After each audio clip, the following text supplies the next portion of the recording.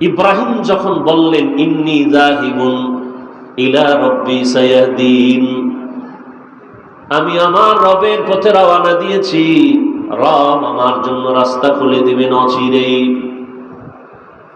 রব্বি হাবলি মিনাস সালিহিন, ইব্রাহিম নবী বললেন, হে আমার রব, আমাকে একটা নেককার সন্তান দান করেন। ফাবাশশারনাহু বিগুলামিন হালিম, আল্লাহ পাক রব্বুল আলামিন বললেন, অতঃপর আমি সুসংবাদ প্রদান করলাম একজন বিচক্ষণ ধৈর্য ধারণকারী বান্দার এক বাচ্চার।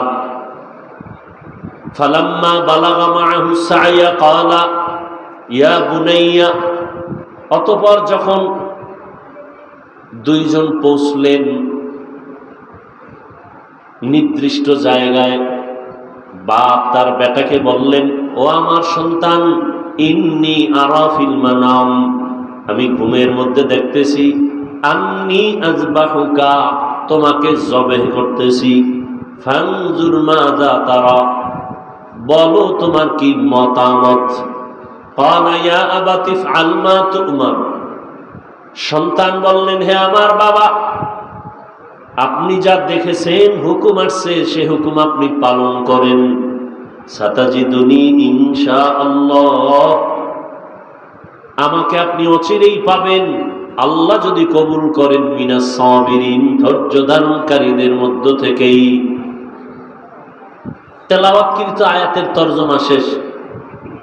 হাদিস পড়েছি, নবীজি বলেন, লা তাআতা লি মাখলুকিন ফি মাসিয়াতিল খালিক, আল্লাহকে অসন্তুষ্ট করে পৃথিবীর ভিন্ন কারো আদেশ নিষেধ মেনে নেওয়া হারাম। আল্লাহকে অসন্তুষ্ট করে মা বাবার কথা মানা হারাম। আল্লাহকে অসন্তুষ্ট করে পীরের কথা মানা হারাম। আল্লাহকে অসন্তুষ্ট করে নেতার কথা মানা, নেত্রীর কথা মানা হারাম। এক কথায় দুনিয়ার সব বেজার হয়ে যাবে, কোনো দুঃখ নাই, আল্লাহকে বেজার করা যাবে না। কাকে বেজার করা যাবে না? কিন্তু আমরা বেশি আল্লাহকে বেজার করি। পর্দা করলে আমার আল্লাহ খুশি, আত্মীয় স্বজন বেজার। এখন আপনার পরীক্ষা, নিজে যাচাই করে দেখেন আপনার অবস্থা কি। পর্দা করলে আল্লাহ খুশি হবেন, আত্মীয় স্বজন বেজার হবে। এখন আপনি কি আল্লাহকে খুশি রাখিয়া পর্দা করলেন, নাকি আত্মীয় স্বজনকে খুশি রাখতে গিয়া পর্দা লঙ্ঘন করতেছেন? আপনার ঈমানের কি হালাত? কোন মুফতি সাহেবের ফতোয়ার প্রয়োজন নাই, নিজে নিজে হিসাব করেন। দাড়ি রাখলে আমার আল্লাহ খুশি হবেন, আত্মীয় স্বজন বেজার হবে। এখন আপনি আত্মীয় স্বজনকে বেজার করছেন নাকি আল্লাহকে বেজার করছেন?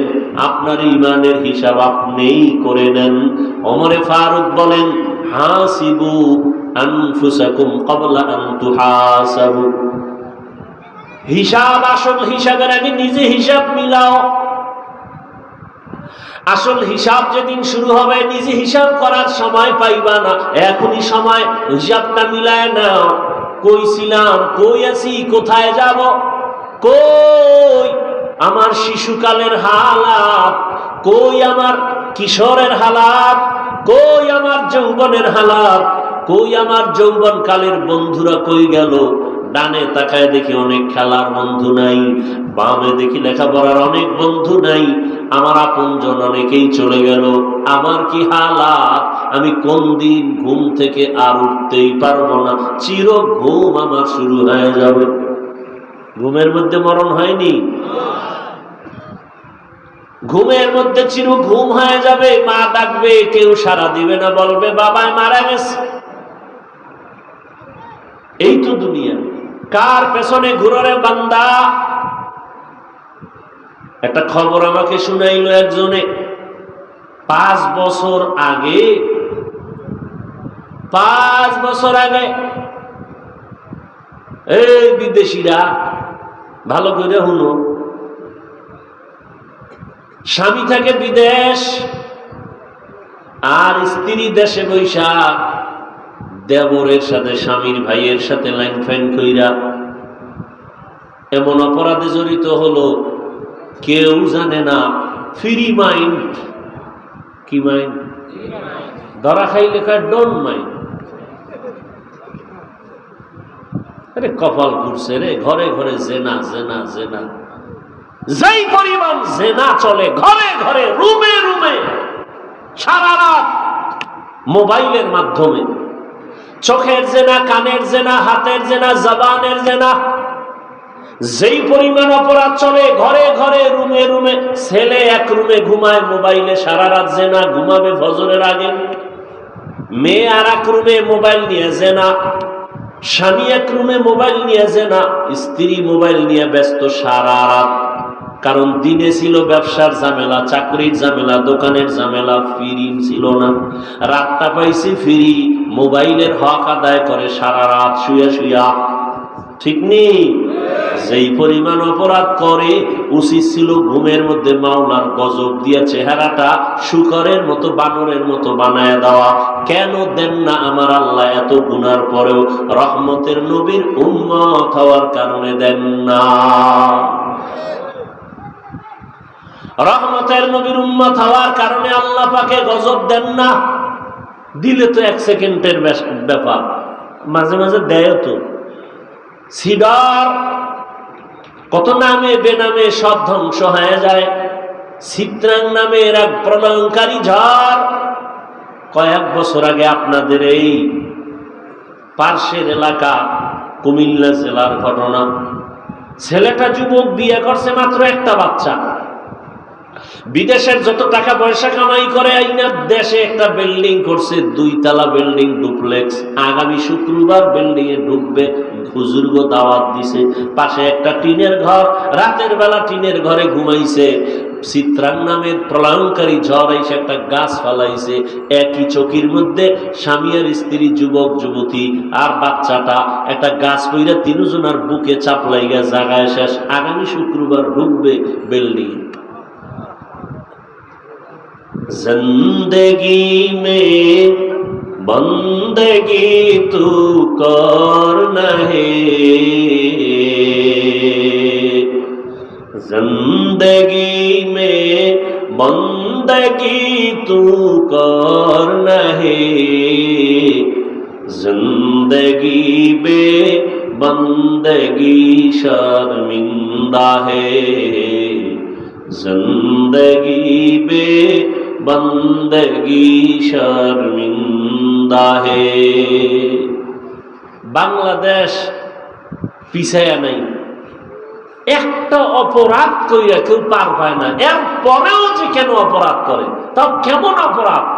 জবাই করে ফেলে, মা সন্তানকে জবাই করে, সন্তান মাকে জবাই করে।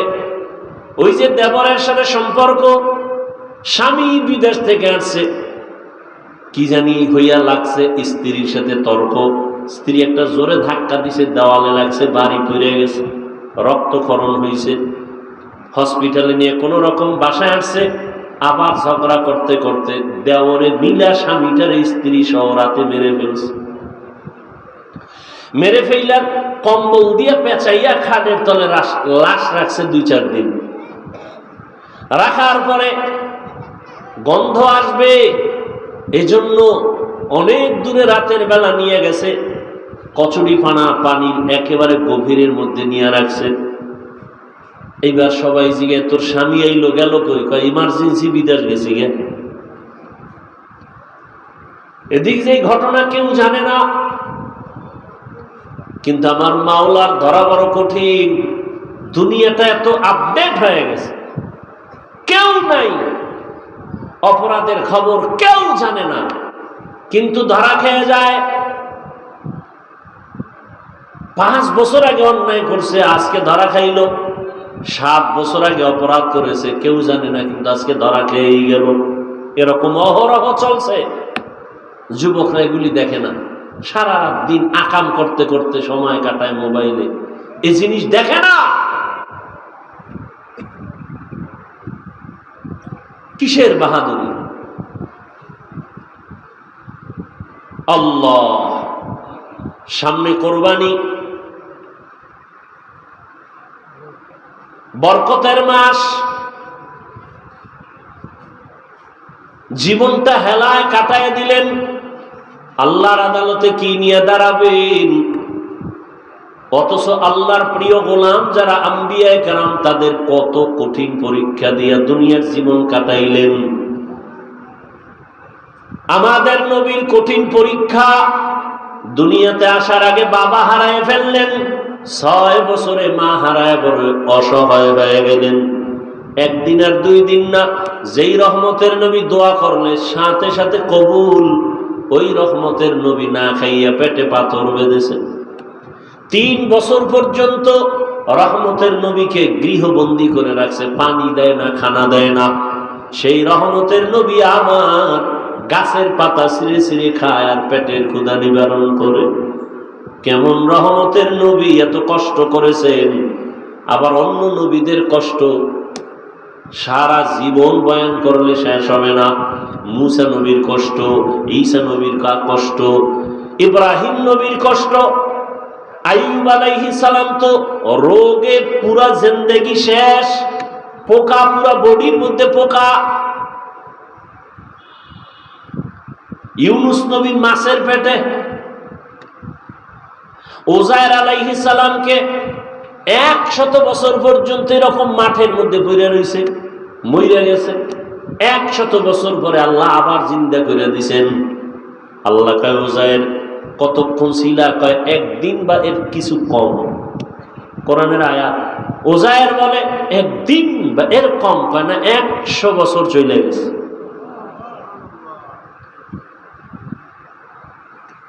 আমাদের সেই তুলনায় তো কিচ্ছুই হয় না। এখনো দিব্যি আরামে আছি, খাইলেই ঘুমাই। আর ইব্রাহিম আল্লাহর একজন পয়গম্বর, দুনিয়াতে হেদায়েতের বার্তা বাহক বানাইয়া আল্লাহ পাঠাবেন, কিন্তু নবী ইব্রাহিমের আগমনটা বড় কঠিন। ইরাকের বাবেল শহর, ওই শহরের অধিপতি নমরুদ এক সময় একদিন রাতের বেলা ঘুমে স্বপ্ন দেখে একটা আগুন উঠা পুরা ইরাক বাবেলটাকে ছাই করে ফেলছে। ঘুম থেকে উঠা নমরুদ বলে, গণকরে ডাকো, গণকরে ডাক দাও, আমি যে স্বপ্ন দেখলাম আগুন, ভয় পাইলাম, কি এটা? গণকরা এসে এবার পরিচয় দিল, ও বাদশা জাহাপনা, তুমি আগুন দেখো নাই, তোমার কপালের জম দেখছো। এই আগুনের মতো শক্তিশালী একটা সন্তান জমিনে আসবে, তোমার সব কিছু ধ্বংস করে ফেলবে, তোমার এই বাদশাহী সব শেষ হয়ে যাবে। নমরুদ কয়, সন্তান আসবে? বলে হ্যাঁ। ছেলে না মেয়ে? কয় ছেলে। মায়ের গর্ভে আসছে? না। জমিনে? না। তাড়াতাড়ি তাহলে আশাটাই বন্ধ করে দাও। নমরুদ রেড অ্যালার্ট দিয়ে দিল, স্বামী আর স্ত্রী এক জায়গায় ঘুমাতে পারবে না, ছেলে সন্তান জমিনে এখন আসা বন্ধ। এটাকে বলে বার্থ কন্ট্রোল, জন্ম নিয়ন্ত্রণ। পৃথিবীর ইতিহাসে জন্ম নিয়ন্ত্রণের প্রথম প্রবর্তক নমরুদ, আর এর ডাইরেক্টর বানায় দিল নমরুদ ইব্রাহিম নবীর বাবা আজরকে। আল্লাহ তাআলা চাইলেন ইব্রাহিম আসবে, তোর সব জুলুম বন্ধ করাবো। এবং কোথায় আসবে? যারা ডাইরেক্টর বানাইছো তার ঘরে আসবে। তুই বাধা দিয়ে পারবি না, কারণ আমার আল্লাহর সাথে যারা পাল্লা দেয় কেউ কোনোদিন আগাইতে পারছে? কথা বলেন, কেউ পারে নাই। এরে নবীর উম্মতের দল, এই যে 10 বছর আগে, শিক্ষিত যারা বুঝেন তারা বলেন 10 বছর আগে বাংলাদেশের মানুষের যেই সংখ্যা ছিল, এখন কি পরিমাণ কমছে না বাড়ছে? তাহলে জন্ম নিয়ন্ত্রণের ট্যাবলেট গুলো গেল কই? কোথায় গেল? স্লোগান রাস্তার মোড়ে মোড়ে ব্যানার লাগায়, ছেলে হোক মেয়ে হোক দুটোর বেশি নয়, একটা হলে ভালো হয়। আমি বলি আবার লেখ, না হইলে আরো ভালো তোদের জন্য। এরা জন্ম নিয়ন্ত্রণের বড়ি খায় কেন? আর এটি বানাইলো কেরা? এগুলি নিয়ে কথা বলবো না, তবে এতটুকু বলবো, 10 বছর আগে ট্যাবলেট খাইয়াও তো সন্তান কমাতে পারে নাই, বরং যেদিন থেকে স্লোগান শুরু একটার বেশি না, সেদিন থেকে আমার আল্লাহর কুদরতি চাবি চালু হয়ে গেল, একসাথে 4 বাচ্চা। ঠিক নেই? লিল্লাহি মুলকুস সামাওয়াতি ওয়াল আরদি ইয়াহাবু লিমান ইয়াশা ইয়াহাবু লিমান ইয়াশাউ ইনাসান ওয়া ইয়াহাবু লিমান ইয়াশাউ যুকুর আও ইউযাওবিজুহুম যুকরানান ওয়া ইনাসা ওয়া ইয়াজআলু মান ইয়াশাউ আকিমা ইন্নাহু আলিমুন কাদির।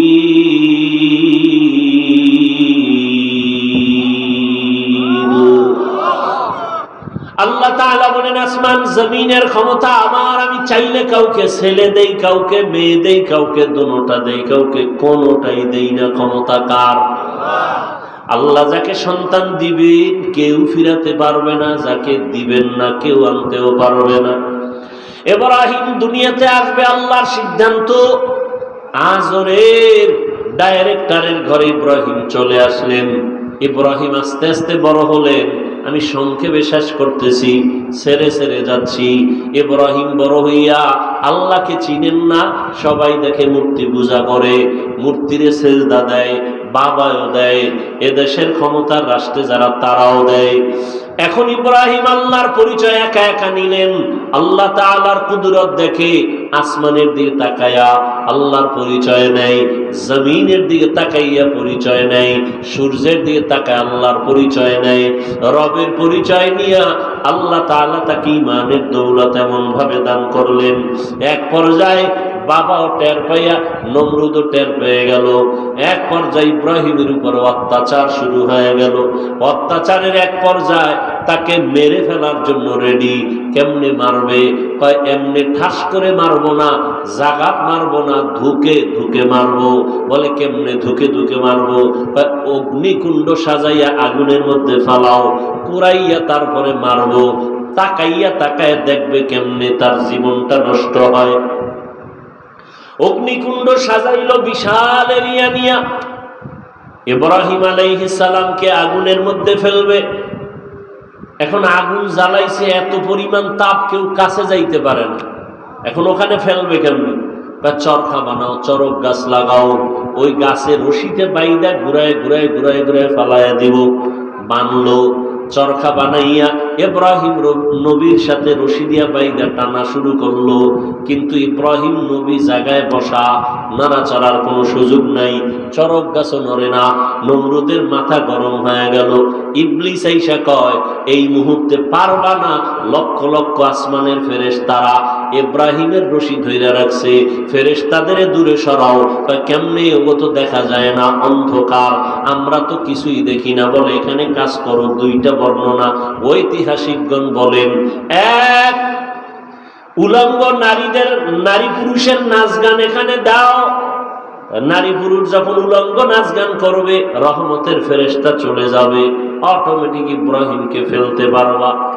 এই একটা। আর একটা বর্ণনা, এই মুহূর্তে ইব্রাহিমকে উলঙ্গ করো, যদি উলঙ্গ করতে পারো রহমতের ফেরেশতা ভেঙে যাবে, আগুনে ফেলবা।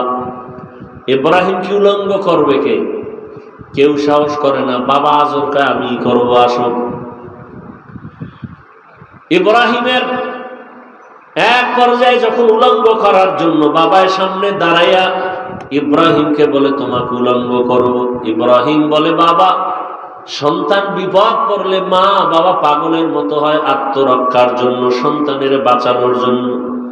তুমি আমার জন্মদাতা বাবা, তুমি আমাকে উলঙ্গ করবা, কে একটু লজ্জা লাগে না? হাজার হাজার ফেরেশতা তাকায় আছে, আমাকে লজ্জা দিও না। এক পর্যায়ে যখন ইব্রাহিমকে উলঙ্গ করেই ফেলতেছে, রহমতের ফেরেশতারা চলে গেল। চরক গাছ উঠায় যখন আগুনের মধ্যে ফেলবে, ঠিক ওই সময় জিব্রাইল কানে মুখ লাগায় বলে, কোনো সহযোগিতার প্রয়োজন আসেনি। ইব্রাহিমের এখানে একটা পরীক্ষা, যদি বলে হ্যাঁ করো, আল্লাহ বেজার হয়ে যাবে। যে ছাত্র লেখাপড়ায় খুব ভালো, তার সামান্য অন্যায় শিক্ষক বরদাস্ত করতে পারে না। ইব্রাহিম আলাইহিস সালাম এখানেও পাশ করে বললেন, আরে আমি তো অন্ধ মালিকের গোলাম না, তুমি আমার সাহায্য করবা কি করবা না জানা নাই, আমার কিছুর প্রয়োজন হলে আমার মালিক আমার জন্য যথেষ্ট, তিনি আমার সবকিছু দেখতেছেন। ইব্রাহিম এইখানেও পাশ করে ফেললেন।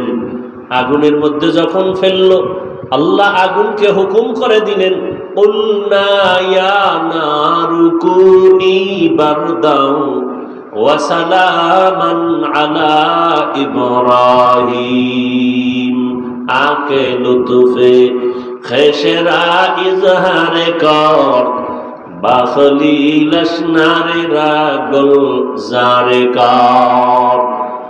আগুনের মধ্যে ইব্রাহিম পড়ে আছে দিব্যি আরামে, কোন ইব্রাহিম নবীর পশম জ্বলে না। নমরুদ অনেক দূরের থেকে তাকায় বলে, আগুন তুই কি দুর্বল হয়ে গেলি? কয় না, ইব্রাহিম যার কথা মাইনা চলে, আমিও তো তার কথা মেনে চলি। ইব্রাহিমের আল্লাহ হুকুম দিছে জ্বালানো, নিষেধ করেছেন পশম যেন জ্বলে না। আবার আল্লাহ যদি অর্ডার করে তোর এই পুরা জমিন আমি জ্বালায় দিতে পারি। দীর্ঘদিন ইব্রাহিম নবী আগুনের মধ্যে থাইকা বের হলেন, সশরীরে আরামে সুস্থতার সাথে বের হইয়া। এবার কয় না, এত বড় জুলুম সহ্য করা যায় না, দেশে থাকবো না। বিদায় বিবি বিশ্ব সুন্দরী সারা, তাকে নিয়ে রওনা সিরিয়ার দেশে, ইরাক থেকে সিরিয়ায় যাবে। সাথে একজন তার ভাতিজা লূত আলাইহিস সালাম তার সঙ্গে আছেন। আল্লাহর পদে পদে বান্দার উপরে পরীক্ষা। যাবেন সিরিয়ায়, মিশরের এলাকা যখন পার হচ্ছেন, সেখানে আবার এক ঝামেলা। মিশরের জালেম খবর পাইছে বিশ্ব সুন্দরী সারা যায়, এটাকে আটকাও। আটকাইয়া লয়ে গেছে তার খাস কামরায়। ইব্রাহিম নবী একা বসে আছেন রাস্তায়। ইব্রাহিম নবী বলেন, হে মালিক, তুমি আমারে যতই পরীক্ষা করো দয়া করে পাশ করায়া দাও। আমার বিবির সতীত্ব নষ্ট করবে কেউ, বরদাস্ত করা যায় না, কি না জানি করে জানি না। আল্লাহ কয়, ইব্রাহিম ধৈর্য ধারণ কর, আমি তোর অন্তর চক্ষু খুলে দিলাম। জালেম তোর স্ত্রীর সাথে কি করবে তুই এখানে বসে সব দেখবি। ইব্রাহিম নবী অন্তর চক্ষু দিয়ে তাকায় দেখে জালেম বিশ্ব সুন্দরী বিবি সারার দিকে হাত যখন বাড়াইতে শুরু করলো, সাথে সাথে হাতটা বাঁকা হয়ে গেছে, শক্ত হয়ে গেছে। জালেম কয়, রে ও নারী, তোমার মধ্যে এমন কি মেডিসিন, ওই জায়গায় ভালো সন্তান আসবে না। ওই মা সারা কতটা কঠিন এক মুহূর্তে, তার স্বামী নবীও নাই, আল্লাহর মুহাব্বতের পরীক্ষায় পাশ করার জন্য এতটা মজবুত। জালেম যখন বলে, তোমার মধ্যে কি মেডিসিন আছে যে আমার হাত আগায় না? আল্লাহর বান্দি বিশ্ব সুন্দরী সারা বলে, আরে আমার মধ্যে তো কিছুই নাই, তবে আমার জানা আছে এতটুকু, আমি আল্লাহর প্রিয় একজন বান্দার স্ত্রী। আল্লাহর প্রিয় বান্দা ইব্রাহিম নবীর স্ত্রী কয়, কই তোমার সেই প্রিয় বান্দা? বলে, ওই যে রাস্তায়। জালেম ভুল স্বীকার কইরা নবীরে ডাইকা মেহমানদারি করাইয়া। জানতে চাইলেন সন্তান কতজন? কয় কোনো সন্তান নাই। কেন? কয় চাইছি পাই না। তখন হাজেরা নামের আল্লাহর বান্দি তাদের কাজের জন্য রাখছিল, দিয়ে দিছে খেদমতের জন্য, যাও হাদিয়া দিয়ে দিলেন। এক পর্যায়ে সারার খেদমতের জন্য হাজেরারে নিয়ে রওনা, সিরিয়ায় যাবে। সারা ইব্রাহিম নবীর সাথে বিবাহের জন্য দিয়া দিলেন। হাজেরার সাথে নবী ইব্রাহিমের বিবাহ হয়ে গেল। বিবাহ হইয়া সংসার চালায়, সন্তান নাই। ইব্রাহিম আলাইহিস সালামের 80 বছর পার হয়ে গেল। আল্লাহর কাছে একদিন দোয়া করে, রব্বি হাবলি মিনাস সালিহিন। একজন নবী হইয়া আল্লাহর কাছে দোয়া করে ভালো সন্তানের জন্য। আর আপনার আমার কি হালাত? সন্তান চাইলে হবে না, আল্লাহর কাছে ভালো সন্তানের কামনা করতে হবে। ও আল্লাহ, একটা নেককার সন্তান দাও। 10টা সন্তান হলে কি লাভ হবে যদি সন্তানের কারণে মা বাবার হাতে হ্যান্ডকাপ লাগে, পুলিশে ধরে, মানুষ যদি গালাগালি করে, সন্তানের কারণে মা বাবার ইজ্জত যদি নষ্ট হয়, এমন সন্তান 10টা হলেও লাভ নাই। আর একটা সন্তানের দ্বারা মা বাবার সম্মান যদি বেড়ে যায়, এমন এক সন্তানও যথেষ্ট। দোয়া করলেন, আল্লাহ পাক বললেন, সুসংবাদ দিলেন, অপেক্ষায় থাকো, একটা ভালো সন্তান দিচ্ছি। ফাবাশশারনাহু বিগুলামিন হালিম। 80 বছরের উপরে বয়সে সন্তান আল্লাহ দান করলেন, নাম রাখলেন ইসমাঈল। দুনিয়াতে আসছেন অত্যন্ত সুন্দর, সুদর্শন, দেখলে কলিজা ঠান্ডা। আবার বুড়ো বয়সে সন্তান পাইছে, কত মায়া। আল্লাহ পাকের পরীক্ষা আবার শুরু হয়ে গেল। সন্তানের মায়ার কারণে আমি মাওলার মোহাব্বতের মাঝে না জানি দেওয়াল হয়ে যায়, পর্দা পড়ে যায়। কত হাজি সাহেব, কত গাজী সাহেব, কত পীর সাহেবের মুরিদ, কত তাবলিগওয়ালা তাবলিগ করে, পীরের কাছে যায়, কিন্তু খবর নিয়ে দেখি অনেকের মাইয়া এখনো বেপরদায় কলেজে দৌড়ায়, ছেলেটা এনজিওতে চাকরি করে, হারাম টাকা, সুদের টাকা কামাই করে। এরকম বহু টুপিওয়ালা জমিনে আছে না নাই? সন্তানের মোহাব্বতে আল্লাহর মোহাব্বত ভাটা পড়ে গেছে। আর আল্লাহ সাহায্য করবে, এত সোজা। সন্তানের মোহাব্বত আল্লাহ এর জন্য সতর্ক করছেন, সাবধান। ইয়া আইয়ুহাল্লাযীনা আমানু লা তুলহিকুম আমওয়ালুকুম ওয়া আওলাদুকুম আন যিকরিল্লাহ। সম্পদ আর সন্তান থেকে সতর্ক, তোমাকে আমি মাওলার জিকির থেকে যেন দূরে সরায় না দেয়। ইন্নামা আমওয়ালুকুম ওয়া আওলাদুকুম ফিতনাহ। সাবধান। ইব্রাহিম নবী দোয়া করলেন, আল্লাহ সন্তান দিলেন। মায়া বাড়তেছে বাড়তেছে, আল্লাহর হুকুম চলে আসলো, আর রাখা যাবে না। এই স্ত্রী আর সন্তানটাকে একটা জায়গায় নির্বাসনে দাও। কোথায়? বলে আমার ঘর, জমিনের প্রথম ঘর বাইতুল্লাহ, ওখানে নিয়ে যাও। কেমন কঠিন পরীক্ষা! ইব্রাহিম নবী এতটুকু বললেন, বিবি চলো। কোথায় কোথায় কোথায় নাই, কোনো আওয়াজ নাই, বলা যাবে না। আল্লাহর হুকুমে চললেন। হাজেরা আর শিশু ইসমাইলকে নিয়ে হাঁটতে হাঁটতে হাঁটতে হাঁটতে বাইতুল্লাহ, যেই বাইতুল্লাহ চারদিকে জঙ্গল আর পাহাড়, মানুষ নাই, কোনো আলো নাই, বাতাস নাই, খাদ্য নাই, কিচ্ছু নাই, বিরান ভূমি, এক চতুর্মুখী জঙ্গল, ভয় আর ভয়। সেখানে হাজেরাকে রাইখা, শিশু ইসমাইলকে রাইখা পয়গম্বর ইব্রাহিম এবার বাড়ির দিকে রওনা। কথাও বলা যাবে না, কত কঠিন পরীক্ষা আপনি চিন্তা করছেন। এবার হাজেরা জিগায়, যখন যাইতে আছে ডাক দিলেন, হে আল্লাহর নবী, আমাদের এখানে রাইখা আপনি কই যান? নবী কোনো আওয়াজ নাই, নিষেধ, মুখ খোলা যাবে না। পেছন দিক দিয়ে ধরলেন, আস্তিনটাকে ধইরা যখন দাঁড় করাইলেন, আমাদের রেখে যান কেন? নবী চুপ। এক পর্যায়ে কথা যতই বলে নবী আওয়াজ দেন না। মা হাজেরা শেষ সময় বলেন, আমাদের যেখানে রাইখা যাইতেছেন, এটা কি আপনার ইচ্ছা নাকি রবের হুকুম? এহেনেও জবান খোলা যাবে না। মাথা নাড়ায় ইশারা দিলেন, হ্যাঁ রবের হুকুম। তাও মুখে বলে নাই। আল্লাহ কেমন কঠিন পরীক্ষা! শুধু ইশারায় জবাব দিলেন, হ্যাঁ আল্লাহর হুকুম।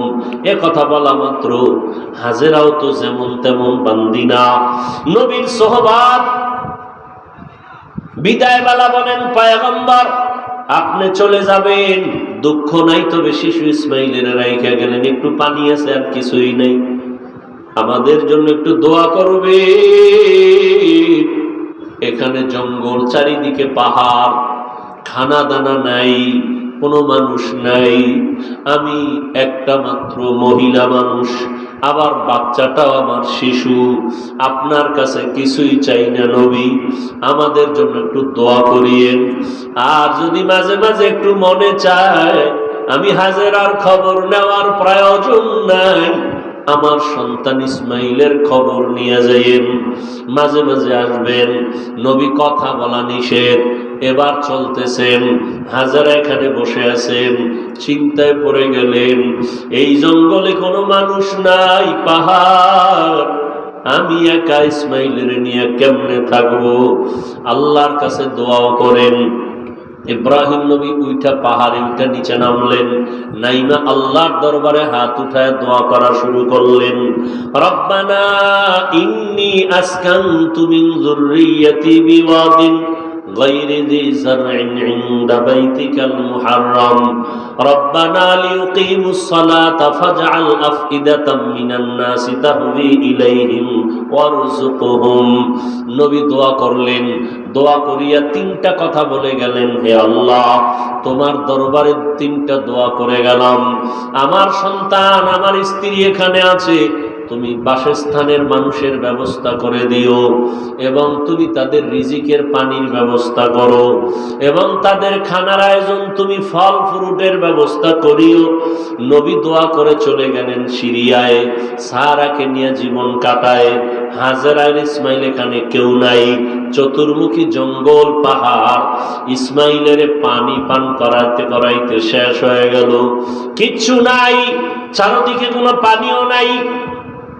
ও পর্দার আড়ালের আম্মা জানেরা, আল্লাহর মুহাব্বত কত কঠিন, কত কোরবানি আর ত্যাগ একজন নারী ইতিহাস কায়েম করে গেছেন। আপনারা নবী না, তবে নবীদের মায়ের মতোই তো আপনাদের মান। আপনারা তো সাহাবায়ে কেরামদের মায়ের মতো দামি নারী। আপনারা তো ইসমাইল নবীর মা হাজরা আলাইহিস সালামের মতো দামি। আপনারা তো ঈসা নবীর মা মারিয়াম আলাইহিস সালামের মতো দামি। আপনারা তো বেঈমান ফিরাউনের স্ত্রী আসিয়ার মতো বড় দামি। আম্মাজান হাজরা আলাইহিস সালাম কি পরিমাণ ত্যাগ স্বীকার করলেন, স্বামীর সাথে রাগও করলেন না। যখন জানতে পারলেন আমার আল্লাহর হুকুম, তখন আর কোনো আওয়াজ দিলেন না, বরং চোখের পানি ফেলে বললেন, ও স্বামী, আল্লাহর দরবারে দোয়া করবেন। ইব্রাহিম নবী তো দোয়া করে চলে গেলেন, এখন ইসমাইলের বাচ্চা মানুষ কান্না ক্ষুধা, মা হাজেরার দুগ্ধ নাই, এক পর্যায়ে পানিও শেষ হয়ে গেল, নিজেও খানা পান না, বাচ্চারও খানা দিতে পারে না, এমন কঠিন হালাত। বাচ্চা ক্ষুধা তৃষ্ণায় কান্নার আওয়াজ। এক পর্যায়ে মা হাজেরা মাঝে মাঝে নিজের জিহ্বাটা ইসমাইলের মুখের মধ্যে দিয়া দেয়, দেখে জিহ্বার লালাও নাই। মায়ের চোখে পানি, কোথায় যাবে? জঙ্গলের ভেতরে। আল্লাহর কাছে বলে, আল্লাহ রাস্তা খুলে দেন। ইসমাইল ও বাচ্চা শুয়ে শুয়ে কান্না করে। মা হাজেরা হঠাৎ সফা পাহাড়ে তাকাইলেন, একটু দূরে দেখে 10টার সময় সূর্যের আলো, পানি পানি মনে হয়। মা হাজেরা একটা দৌড় দিলেন, দৌড়াইয়া পাহাড়ে উঠে দেখে বালু, সূর্যের আলোতে চিকচিক করে, আসলে পানি না। ওখানে গিয়ে আবার তাকাইলেন মারোয়া পাহাড়ে, মারোয়ায় তাকায় দেখে আবার পানির মতো দেখা যায়, আবার দৌড় দিলেন, গিয়া দেখে বালু, সূর্যের আলো পেয়ে চিকচিক করে, পানি না। আম্মাজান হাজেরা আল্লাহর মোহাব্বতে, বাচ্চার ক্ষুধার তৃষ্ণায় এভাবে কয়েকটা দূর দিছেন, ওই পাহাড় থেকে এই পাহাড়ে। আল্লাহর কাছে মা হাজেরার দৌড় এত ভালো লাগছে, জিব্রাইলের কয়, জিব্রাইল সাক্ষী থাক, কিয়ামত পর্যন্ত আমার হাজেরার স্মৃতিটা আমি কায়েম রাখতে চাই। দুনিয়ার জমিনে যারা আমার ঘর জিয়ারত করতে আসবে, বাইতুল্লাহ জিয়ারত করতে আসার পর আমার হাজেরা যেই পাহাড়ে দৌড় মারছে, ওই জায়গায় গিয়া যদি আমার হাজি দৌড় না দেয়, আমি কোন হাজির হজ কবুল করব না। নবীজি বাইতুল্লাহ তাওয়াফ কইরা এর পেছনে সাফা মারওয়ার সাই করা লাগে, 7টা দৌড় দেওয়া লাগে। এখান থেকে শুরু করে আবার ওই পাহাড়ে 1, ঘুরে আসবে 2, ঘুরে যাবে 3, আবার আসবে 4, আবার যাবে 5, আবার আসবে 6, আবার যাবে 7। অনেক কষ্ট, অনেক কষ্ট। নবীজিও জীবনের শেষ হজ সাফা মারওয়ায় সাই করতে গিয়া আক্ষেপ কইরা কয়, আম্মাজান যদি দৌড় না দিতেন আমার তো এই দৌড়ানটা লাগতো না, অনেক কষ্ট লাগতেছে। আল্লাহ কয়, ও নবী, হাজেরার দৌড় আমার কাছে বড় ভালো লাগছে, এই জন্য আমি কিয়ামত পর্যন্ত স্মৃতির আকার করে দিলাম। দৌড়াচ্ছে দৌড়াচ্ছে, শেষ সময় হঠাৎ শুনে বাচ্চার চিৎকারের আওয়াজ। মা হাজেরা তাকায়া দেখে ইসমাইল এত জোরে চিৎকার দিল কেন?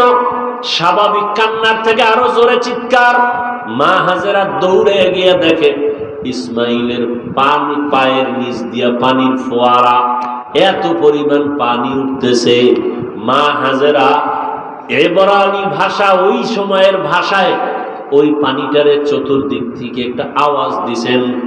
আওয়াজটাও আল্লাহর কাছে ভালো লাগছে, ঝম ঝম, তার অর্থ হলো থাম থাম। আল্লাহর কাছে শব্দটা পছন্দ হয়ে গেছে। শব্দটা ওই সময় ইব্রানি ভাষা, আল্লাহর কাছে পছন্দ। কিয়ামত পর্যন্ত এই পানির নাম হয়ে গেল কি? জমজম। এরে আল্লাহর বান্দা, শুধু জমজম পানি নিয়ে যদি আলোচনা করি, অনেক সময় এই বরকতের পানি হাজার হাজার কোটি মিলিয়ন ট্রিলিয়ন বিলিয়ন পানি দুনিয়ার হাজি সাহেবরা নেই। যেখানে পানি ওই সময় ছিল এখনো কমেও না বাড়েও না। সাহাবায়ে কেরাম রহমতের নবীকে জিজ্ঞাসা করলেন, ইয়া রাসূলুল্লাহ, জমজম পানির তলা কই? নবী বলেন, জমজম পানির তলা হাউজে কাউসারের সাথে। আরো জোরে বলো। এত বরকতের পানি কোন জিনিস দাঁড়াইয়া পান করা নিষেধ, তবে জমজমের পানি দাঁড়ায়া পান করো। জমজমের পানির প্রায় 25টার মতো উপকার আছে। কত দামি পানি! ওলামায়ে কেরাম লেখছেন, জমজম পানিটা কাউসারের থেকেও দামি। কারণ পৃথিবীর শ্রেষ্ঠ ব্যক্তি রহমতের নবী মেরাজে যখন যাইতেছে, আল্লাহর নবী বলেন, আমাকে জমজম কূপের পানি দিয়া ওযু বানাইলো, আমাকে শোয়াইলো চিৎভাবে, আমার বুকের মাঝখান থেকে চিরলো, ভেতর থেকে কলবটাকে বের করে স্বর্ণের পেয়ালায় রাখলো, জমজমের পানি দিয়া ধুইলো, আবার ভেতরে রাখলো, আবার চাপ দিল, এমনি আবার হয়ে গেল, সেলাই লাগলো না, রক্ত গেল না, ব্যথাও পেলাম না।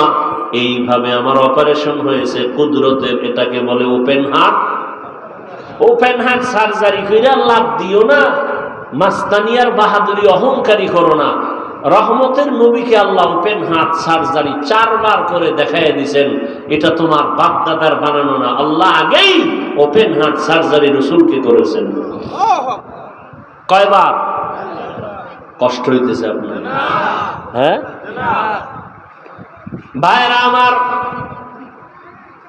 রহমতের নবী বলেন, এই জমজম পানি আমরা পিপাসা নিবারণ করি পানি দিয়া, পেটের ক্ষুধা নিবারণ করি কি দিয়া? খানা দিয়া। কিন্তু জমজম পানি এতটা দামি যে এই পানিটা পান করলে ক্ষুধাও থাকবে না, পিপাসাও থাকবে না। জমজম পানি বান্দা তুমি ঔষধ হিসাবে ব্যবহার করো। ঔষধ কেমন ঔষধ? তোমার বিশ্বাস যেমন তেমন। কেউ যদি বলে আমি কোন ঔষধ খাবো না, আমার জমজম আমার ঔষধ, যেমন নিয়ত করবে ফলাফল তেমন। বরকতের পানি মা হাজেরাও পান করলেন, বাচ্চাটারও দিলেন, ক্ষুধাও নাই, পিপাসাও নাই। একটা দোয়া কবুল হয়ে গেছে। আর এক দোয়া ছিল, মানুষ যেন এখানে এসে বসতি বানায়। ব্যবসা করতে যায় একদল মানুষ, ওই পথ পাশ দিয়া তাদের পানির প্রয়োজন, খুঁজতে খুঁজতে এসে হাজেরারে পাইছে। জমজম পাইয়া কয়, পানি আমরা নিমু। কেন এটার মালিক আছে? কে? বলে আমি। কয় যে পানি যে নিবা দিব। তবে শর্ত কি? তোমরা এখানে ব্যবসা বাণিজ্য করে বাসস্থান করো, পানি নাও, যত পারো নাও, এখানে থাকবা, বাড়িঘর করবা, বসবাস করবা। এবার সব রাজি হয়ে গেল। মানুষজন ঘর বাড়ি উঠাইতে শুরু করলো, জমজমের পানি ব্যবহার করতেছে, ফসল টসল সুন্দরভাবে চালাচ্ছে। এখন অনাবাদী এলাকা আবাদি হতে চললো। জমজম পানি নিয়া সবাই ব্যবহার করে, বরকতের পানি মানুষজনও ভরে গেল। আর একটা দোয়া করছিল, আল্লাহ কুদরতের দ্বারা রিজিকের ব্যবস্থা করে দাও। এই যে জমজমের পানি, কেউ কেউ বলে ইসমাইলের শিশুর পায়ের আঘাতে উঠছে। মা হাজেরা তো দৌড়ায় পাহাড়ে, ইসমাইল যে চিল্লায় পানি উঠছে টের পায় না। দূর তো মাঝখানে একটা আওয়াজ আসছে, আওয়াজ গাইবি। হাজেরার কানে কোথার থেকে আওয়াজটা আসলো? নজর করে দেখে বাইতুল্লাহর থেকে আওয়াজ। দৌড়ায় গিয়ে দেখে পানি। মুফাসসিরিনে কেরাম বলেন এটা ইসমাইলের পায়ের আঘাতের পানি না, জিব্রাইল আমিন পাখা দিয়ে জোরে আঘাত করেছেন, পানি ওঠা শুরু হয়ে গেছে। মা হাজেরা এখন মোটামুটি ভালো অবস্থান, বাবার তো খবরই নেই। এবার রিজিক চাইছেন, ফল। জিব্রাইল আমিনের মাধ্যমে আল্লাহ একটা বিশাল বড় ফলের বাগান তায়েফের ময়দানে নিয়ে আল্লাহ ব্যবস্থা করে দিলেন। 12 মাস তায়েফের ময়দানের ফল, 12 মাস। সেই ইসমাইলের সময়ের বাগান, ওই সময়ের থেকে ফল শুরু হয়ে গেল। রিজিকের ব্যবস্থাও হলো, ফলের আয়োজন হলো। মা হাজেরা ইসমাইলকে বড় বানাইতে বানাইতে যখন বয়স হলো, কিতাবে আসছে 13 বছর। কত? এতদিন আমরা বলতাম, এর মধ্যে বিভিন্ন মত আছে, কেউ বলছেন আরো কম, তবে 13টাই প্রসিদ্ধ। 13 বছর যখন হলো, বাবার সাথে সন্তানের কোনো কানেকশন নাই, মনের ভেতরে তামান্না মোহাব্বতের আগুন জ্বলে। হঠাৎ জিলহজ মাস শুরু হয়ে গেল, বড় দামি মাস। ওয়াল ফাজরি ওয়া লায়ালিন আশর ওয়াশ শাফঈ ওয়াল ওয়াতর, বড় দামি মাস। আল্লাহ কসম করে বলছেন এই 10 রাতের বড় দাম। এই দিবু মোনাজাতটা দিয়ে দিব।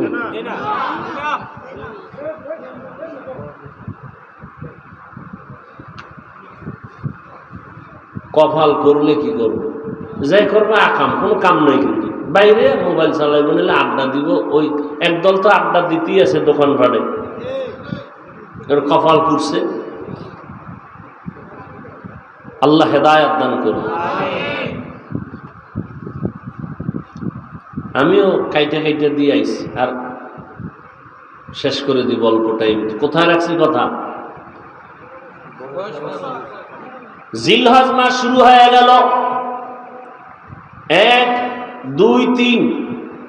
হ্যাঁ, আজকে তো চাঁদ উঠছে না, উঠে না, উঠছে। জিলহজ মাসে কোরবানি যারা দিবেন, কত কথা পাওয়া যায়। বাইতুল্লাহ যারা হাজী সাহেব ওখানে হজে গেছে, এই হজ শেষ কোরবানি দেওয়া পর্যন্ত, চাঁদ উঠার থেকে কোরবানি দেওয়া পর্যন্ত নখ কাটবে না, চুল কাটবে না, কিছুই কাটা যাবে না। আমরা বাইতুল্লাহ যেতে পারি না, যারা কোরবানি দিবেন, যারা দিবেন না সবাই এই আমলটা করি, অন্তত একটু বাহানা করবেন যে ওখানে যেতে পারি না, তবে হাজীদের সাথে একটু মিল করলাম।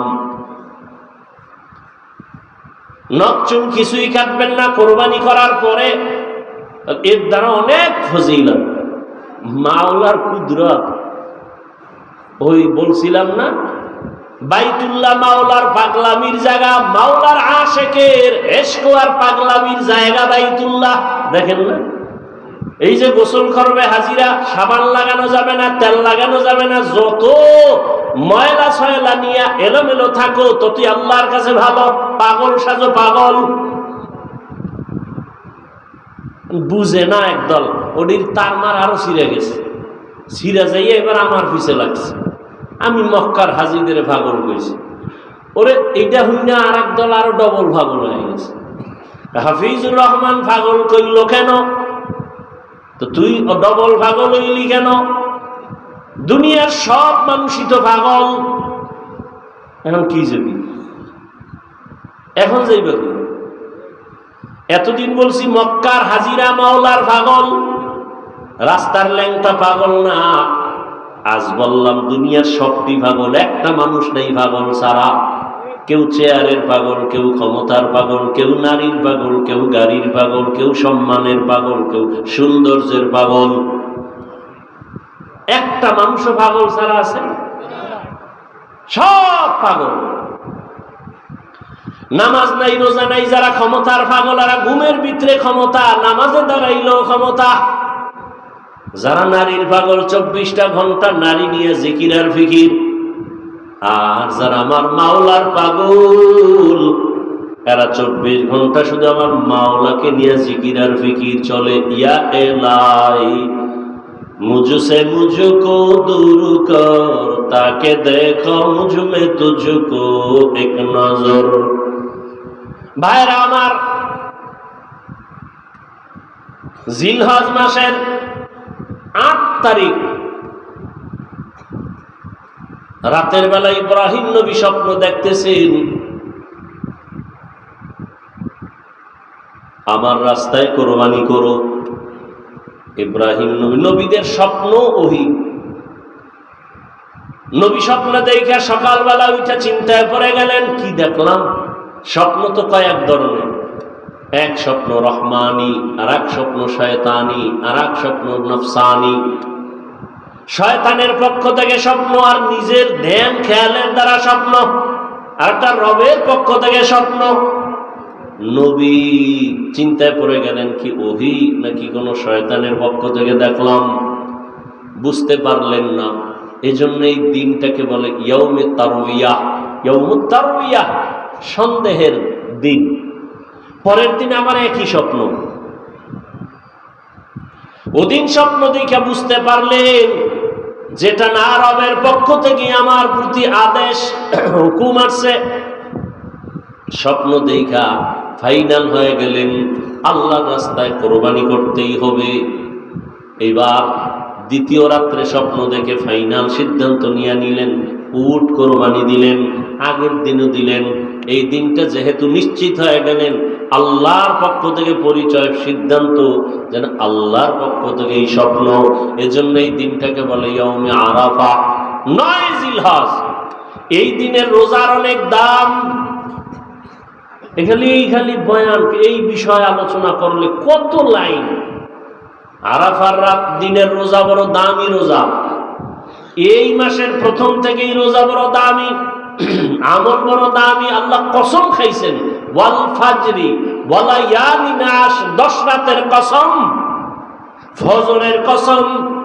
আরাফার দিনের ফজর কেউ বলছেন, বা হজের দিনের কসম। আল্লাহ পাক রব্বুল আলামিন ইব্রাহিমকে স্বপ্ন দেখাইলেন তৃতীয় রাত্র 10 তারিখ। ইব্রাহিম নবী স্বপ্ন দেখছেন, তখন তিনি জবে করা শুরু করলেন। 10 তারিখ ইয়াউমুন নাহার। ইব্রাহিম নবী ফাইনাল যে আল্লাহ পাক আমার উট চায় না, আমার অন্তরের আসল জিনিস চায়। আমার এই জীবনে আসল তো ইসমাইল ছাড়া কেউ না। 13 বছর বয়স হয়ে গেল, এখন বুঝি আমার পরীক্ষা, আমার সন্তানের জবাই করার হুকুম আছে। চিন্তা করেন, সন্তান জবাই করা কত বড় কঠিন। রেডি হয়ে গেলেন, কোনো প্রশ্ন নাই। সুরিয়া রশিনিয়া রওয়ানা। যাইতে যাইতে মক্কা নগরীতে হাজির। যেই এলাকা দেখছিলেন জঙ্গল, এখন দেখে মানুষের অভাব নাই, বাচ্চারা খেলাধুলা করে। এত বাড়িঘর, হাজেরার ঘর কই, ইসমাইলের ঘর কই, খবর নাই। একটা বাচ্চারে ডাইকা এখানে ইসমাইল নামের কেউ আসেনি। ভাইবা ভাইবা ভাইবা কিছুক্ষণ পরে বলে আছে, কই ওদের ঘর আসেনি। কাই এলাকার শেষ মাথায় ছোট একটা ঘরের মধ্যে থাকে মা আর সন্তান। ওরা জানেন ইব্রাহিমকে। নবী হাঁটতে হাঁটতে গেলেন, গিয়া দেখে ইসমাইল সামনে খেলতেছেন। নবী তো দেখাই কলিজা ছিঁড়িয়া গেছে, ডাক দিয়া হাত বাড়ায় দিছে দরজার সামনে, বাবা আয়। ইসমাইল একটা দৌড় দিয়া মায়ের কাছে গেছে, চিনে না। মা হাজেরাকে নবী সালাম দিলেন, কান্না। দীর্ঘ বছর কোন সম্পর্ক নাই, কত কষ্ট করে করে আমি জীবন কাটাইছি। ইসমাইলের কয়, চিনো নারী বাবা, যাও তোমার নিয়ে বাবা ইব্রাহিম নবী যায় না। এক পর্যায়ে যখন কান্নার অবস্থা, ইব্রাহিম নবী চিন্তা করলেন, মায়ায় যদি পইরা যাই না জানি আল্লাহর পরীক্ষায় ফেল করি। হাজেরাকে ডাক দিয়ে কয়, হাজেরা দেরি করা যাবে না, ইসমাইলের সুন্দরভাবে সাজায়া পড়ায়া দাও, সুন্দর পোশাক পড়ায়া দাও, বাদশার দাওয়াতে যাব। আল্লাহর দাওয়াত কয় নাই, ঘুরে কইছে বাদশার দাওয়াত। মনে করছে দুনিয়ার কোন বাদশার দাওয়াত। মা হাজেরা বাবার সাথে ছেলে যাবে দাওয়াতে, রাজকীয় কোন দাওয়াত। মনের আবেগ দিয়া সন্তানটারে এমন ভাবে গোসল করাইয়া সাজায় পড়াইয়া দিলেন।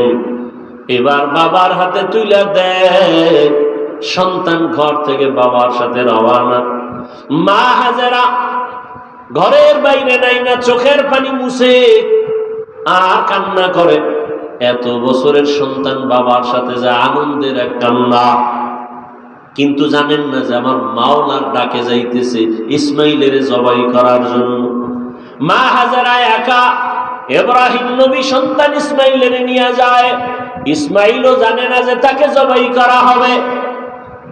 শয়তানের মাথা গরম হয়ে গেল, এই পরীক্ষায় যদি সবাই পাশ করে তো কত বিধর্মী মুসলমান হবে, ফেল করানোর বুদ্ধি কি? চিন্তা করে শয়তান ভাবলো যে মহিলার দিল নরম, হাজেরারে ধোকা দেই। গিয়া কয়, হাজেরা মানুষের সুরতে ইসমাইলের সারস কই, কয় বাবার সাথে গেছে দাওয়াতে। কার দাওয়াত? কয় বাদশার দাওয়াত। কয় না, রবের দাওয়াত। কেন? রবের দাওয়াত যদি হয়তো তো ভালো। কয় না না, জানো না কি বলে, জবাই করার জন্য নিছে। না, বাবা কোনদিন সন্তানের গলায় ছুরি লাগাইতে পারে না। ইবলিস কয়, আল্লাহর হুকুম হয়েছে, ইব্রাহিমের কাছে ছুরিও আছে ইসমাইলের জবাই করার জন্য। এই কথা শুনে হাজেরা কান্না করে বলে, ইবলিস, যদি কথা সত্যই হয়, আমার রব যদি হুকুম দেয় এখান থেকে তুই চলে যা, আমি হাজেরার এক ইসমাইল কেন, আরো যদি ইসমাইল থাকে আমি রবের জন্য রাস্তায় ফিলাই দিব, আল্লাহর পথে দিতে আমি প্রস্তুত আছি।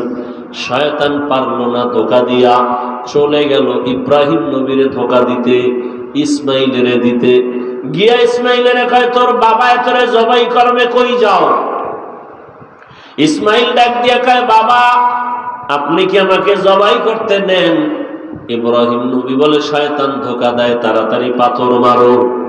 এবার পাথর নিক্ষেপ করলেন 7টা। ইব্রাহিম নবী 7টা পাথর নিক্ষেপ করলেন। আবার আরেক জায়গায় ধোকা, ওখানে আবার পাথর, এভাবে 3 জায়গায়।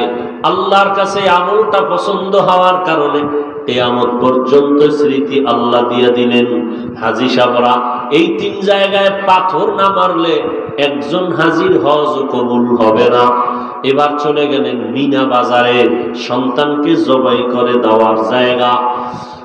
জবাই করবে ঠিক এমন সময় ইব্রাহিম নবী একটু চিন্তা করলেন, ইসমাইলের একটু মতামতটা নিয়ে নেই, দেখি আমার সন্তানের কি মতামত। এইবার সন্তানের ডাইরেক্ট বলতেছে, ইন্নী আরা ফিল মানামি আন্নী আযবাহুকা ফানজুর মাযা তারা। ও বাবা, আমি স্বপ্নে দেখছি তোমাকে জবাই করতেছি, তোমার মতামত কি? কত কঠিন। বাচ্চা ইসমাইল 1 সেকেন্ডের জন্য চিন্তা না করে দ্রুত বলে ফেললেন, ইয়া আবাতি ফাল মা তুমার। বাবা তাড়াতাড়ি আপনাকে যে আদেশ করা হয়েছে পালন করেন। সাতাজিদুনি ইনশাআল্লাহু মিনাবেন ইনশাআল্লাহ ধৈর্য ধারণকারীদের অন্তর্ভুক্ত। এরে আল্লাহর বান্দা, এখানে অনেক কথা। ইব্রাহিম নবীকে আল্লাহ পাক স্বপ্নে দেখাইলেন কেন? ডাইরেক্ট বললেন না কেন? আবার ইসমাইলকে জিজ্ঞাসা করলেন কেন? আল্লাহর হুকুমের বেলায় জিজ্ঞাসা করলেন কেন? এখানে তো জিজ্ঞাসা করার কোনো যুক্তিকতা নাই। আল্লাহ অর্ডার করছে পালন করো। আবার ইসমাইল স্বপ্নের কথাটাকে এত গ্যারান্টি দিল কেন? অনেক কথা এখানে। ইসমাইল নবী বললেন, আব্বা যান, আমাকে দ্রুত আপনি যা দেখছেন হুকুম পালন করেন। বাবা বলছে, আমি স্বপ্ন দেখছি জবাই করতে। ইসমাইল বলে, আপনাকে যে হুকুম দেওয়া হয়েছে তা পালন করেন। দেখছে স্বপ্ন, কিসের হুকুম? 13 বছরের সন্তান। অনেক কথা এখানে, হিকমত, এগুলোর জবাব এখন দেওয়ার সময় নেই। ইসমাইল বললেই চোখের পানি ছেড়ে দিয়েছেন। ঐতিহাসিকগণ লিখেন, ইসমাইল বলে, বাবা যান, যদি আমাকে এই কথাটা বাড়িতে বসে বলতেন, আমি আমার দুঃখিনী মায়ের থেকে একটু বিদায় সালাম দিয়া আসতাম। আমার মা কত কষ্ট করে আমাকে বড় বানাইছে। মানুষ ছিল না, জঙ্গল পাহাড়, পানিও নাই, খানা নাই। আম্মা জানের থেকে আসছি, সালাম দিতে পারলাম না। আম্মা জান আমারে না পায় জানি পাগলের মতো হয়ে যায়। আব্বা জান, আমার আম্মার কাছে আমার সালাম পৌঁছাইয়া দিয়ে আমাকে তাড়াতাড়ি জবাই করে দেন, আর বাড়ি যাইয়া আমার আম্মারে আমার সালাম জানাইয়ে। আর আমার আম্মা যদি আমারে না পাইয়া চোখের পানি ছেড়ে কাঁদে, আপনি আমার আম্মার সাথে রাগ করবেন না। আমার আম্মারে বুঝায় বলবে, ইসমাইল সালাম দিছে, দুনিয়ায় সন্তান কতদিন থাকে, কিয়ামতের ময়দানে মুলাকাত হয়ে যাবে। আব্বা জান, আমার আম্মার কাছে আপনি এই বার্তা পৌঁছে দিয়ে, আমার আম্মা অনেক কান্না করবে আমাকে না পাইয়া। ইতিহাসবিদরা বলে, আবার ইসমাইলের কথাও বলছেন, আমার রক্তের জামা মাখা আমার মায়ের কাছে দিয়ে, আমার মা দেখে একটু কলিজা ঠান্ডা করবে। এবার ইসমাইল বলে, আব্বা জান, আমার চেহারাটা মাটির দিকে রাইখা আমারে শোয়াইয়া জবাই করে, কারণ আমার চেহারা দিয়ে যদি আপনার মায়ার নজর লাগে, আপনি মায়ার কারণে ছুরি চালাইতে পারবেন না। আরে আপনি ছুরি চালাইতে গিয়া যদি ব্যর্থ হয়ে যান, আমার মাওলায় বেজার, পরীক্ষায় বুঝি আপনি ফেল হয়ে যাবেন। দ্রুত আমার চেহারাটা নিচে রাখবেন, আর আমার হাতে পায়ে রশি দিয়া ভালো করে বাঁধেন। জবাই করতে গিয়ে যদি আমার পায়ের নাড়াচাড়া আপনার শরীর মোবারকে লাগে, বেয়াদবি হয়ে যাবে। বাবার সাথে আমি বেয়াদবি করবো, এটা বরদাস্ত করা যায় না। ও বাবা আমার, হাত পাও ভালো করে বেঁধে নেন, আপনার চক্ষু দুইটাও বাঁধেন, আপনার চোখের নজর যেন আমার দিকে না পড়ে। বাবা, তাড়াতাড়ি আপনি ছুরি চালান। ইসমাইল নিজে শুয়ে পড়লেন আল্লাহর মুহাব্বতের জন্য। আল্লাহ পাক রব্বুল আলামিন ছুরিরে বললেন, খবরদার, আবার ইসমাইলের একটা পশমও যেন ক্ষতি না হয়। ইব্রাহিম নবী যখন ছুরি চালায় একটু পশম কাটে না। ইব্রাহিম নবী পাথরের উপরে আঘাত করলেন, পাথরটা টুকরা টুকরা হয়ে গেল। ইসমাইলের কয়, বাবা আর একবার চেষ্টা করে আসো। আল্লাহ বুঝি আবার বেজার হয়ে গেলেন নাকি? এবার নিয়ত করছি, রক্ত হাতে না লাগা পর্যন্ত ছুরি চালাইতেই থাকবো। ও আল্লাহর বান্দারা, কেমন ঈমান, কেমন আমার মালিকের মুহাব্বত। সন্তানের ছুরির নিচে রেডি আমার মাওলার হুকুমের জন্য। এবার ইসমাইলকে যখন নিয়ত করছে রক্ত হাতে না লাগা পর্যন্ত ইসমাইলের ছাড়বে না। ইসমাইলকে আবার যখন শোয়াইয়া ছুরি চালাবে, ইসমাইল যখন মাটিতে শুয়া পড়লেন, আসমান থেকে আমার আল্লাহ অর্ডার দিলেন, ও জিবরাইল, জলদি করে জান্নাতি একটা দুম্বা নিয়ে যাও, আমার ইব্রাহিমের ছুরির নিচে দাও, ইসমাইলের যেন কোনো ক্ষতি না হয়। জিবরাইল আল্লাহর অর্ডারে জান্নাতি দুম্বা নিয়ে রওয়ানা। জিবরাইল ভাবলেন, মনে হয় আমি যাইতে না যাইতে ইসমাইল বোধহয় জবাই হয়ে যাবে। জিবরাইল আসমান থেকে জোরে আওয়াজ দিলেন, আল্লাহু আকবার, আল্লাহু আকবার। এইভাবে আওয়াজ দেওয়া মাত্র ইব্রাহিম নবী আসমানে তাকাইয়াও তিনি আওয়াজ দিলেন, ইসমাইলও আওয়াজ দিলেন, লা ইলাহা ইল্লাল্লাহু আল্লাহু আকবার। ইব্রাহিম নবী আওয়াজ দিলেন, আল্লাহু আকবার ওয়ালিল্লাহিল হামদ। আল্লাহর কাছে তাকবীর ও কিয়ামত পর্যন্ত নারী পুরুষ সবার জন্য আল্লাহ পাক স্মৃতি হিসাবে রাইখা দিলেন। 9 তারিখ জিলহজ মাস, ফজর থেকে চালাও, নারীরা পুরুষেরাই তাকবীর পড়বা, আল্লাহু আকবার, আল্লাহু আকবার, লা ইলাহা ইল্লাল্লাহু আল্লাহু আকবার ওয়ালিল্লাহিল হামদ। প্রত্যেক ফরজ নামাজের পরে একবার করিয়া নারীও একবার, পুরুষেও একবার। নারীরা আস্তে আওয়াজে, পুরুষেরা একটু জোরে আওয়াজ দিয়া পড়বে। 13 তারিখ পর্যন্ত আল্লাহ পাক এই পছন্দের আওয়াজকে জারি রাখলেন কিয়ামত পর্যন্ত। ইসমাইলের দুম্বা যখন জিবরাইল আসতেছে, ইব্রাহিম নবী যখন ছুরি চালায়, ইসমাইলের সরাইয়া দুম্বা দিয়া দিলেন। হঠাৎ করে দেখে রক্ত লেগে গেল, চোখ খুলে তাকায় দেখে অচেনা একটা জানোয়ার জবাই হয়ে গেল। আল্লাহর পক্ষ থেকে আওয়াজ আসতেছে, আল্লাহ বলেন, ওয়ানাদাইনাহু আইয়া ইব্রাহিম قد صدقت الرؤيا إنا كذلك نجزي المحسنين। ও ইব্রাহিম, তোমার পক্ষ থেকে আমার যা চাওয়া তা হয়ে গেছে। আমি সন্তানের জবাই চাই নাই, আমি চাইছি তোমার কলিজার মুহাব্বত। আমি দেখতে চাইছি তোমার অন্তরে আমি মাওলার মুহাব্বত বেশি নাকি সন্তানের মুহাব্বত বেশি। জবাই চাই না, যাও তাড়াতাড়ি হাজেরার কাছে চলিয়া যাও। ইসমাইলের জন্য মা হাজেরা কান্না করে, ও ইব্রাহিম, সন্তানকে মায়ের কোলে ফিরাইয়া দাও। আর বলে আসো বাদশার দাওয়াতে যাই, বিদায় বেলা বাদশার থেকে একটু হাদিয়াও তো দরকার। আমি জান্নাতি একটা হাদিয়া দিয়ে দিলাম, হাজেরাকে নিয়ে এই হাদিয়া তোমরা খাও।